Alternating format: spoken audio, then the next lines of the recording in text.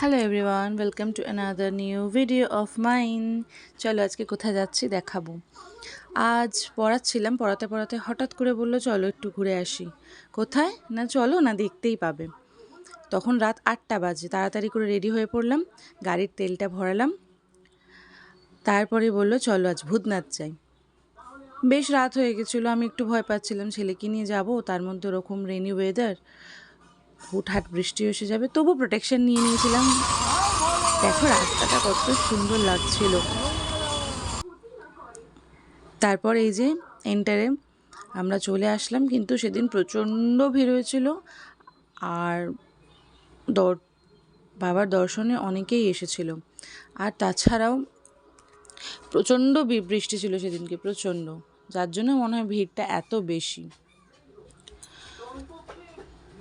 দেখো আমরাও বৃষ্টির মুখে পড়ে গেছিলাম প্রায় 1 ঘন্টার কাছাকাছি। তারপর আমি একটু তিলক কাটলাম, কিন্তু যেহেতু ছেলেকে নিয়ে গেছিলাম তাই ভেতরে যাওয়ার সুযোগ হচ্ছিল না, এতটাই ভিড় ছিল, ভয় হচ্ছিল কোথাও একটা গিয়ে যে প্রবলেমে পড়বো।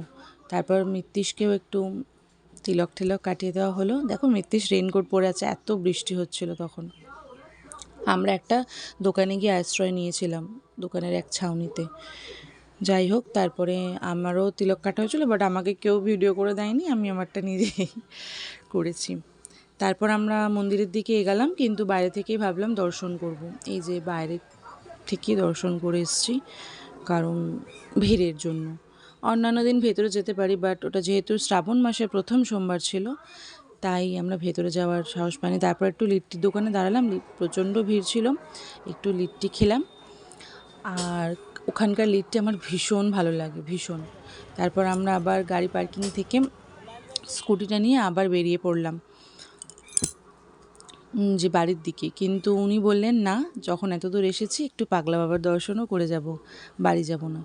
তো তখন অ্যাপ্রক্স 10:30 পৌনে 11টা বাজে রাত্রি। তো আমি বললাম চলো, অসুবিধা নেই কোনো। তারপর ওখানে গেলাম, ভাবলাম ভিড় হবে, হয়তো দর্শন পাবো না বাবার, তো না, ফরচুনেটলি আমার কপালটা ভালো। তো গিয়ে দেখলাম না, একটু ফাঁকাই আছে।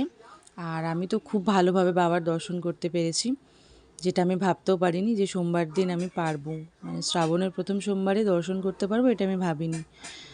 তো যাই হোক, সবই বাবার ইচ্ছা, উনি চাইলে সব পসিবল। তো তারপরে দেখো কত সামনে থেকে আমি দর্শন করতে পারলাম আমরা। তারপর দর্শন করে আবার বাড়ির দিকে রওনা দিচ্ছিলাম। তো ভাবলাম রাত্রে একটু মিষ্টি কিনে নিয়ে বাড়ি যাব। এই যে ঘোষ থেকে একটু মিষ্টি নিয়ে নিলাম, নিয়ে তারপর আমার বাড়ি চলে। Thanks for watching.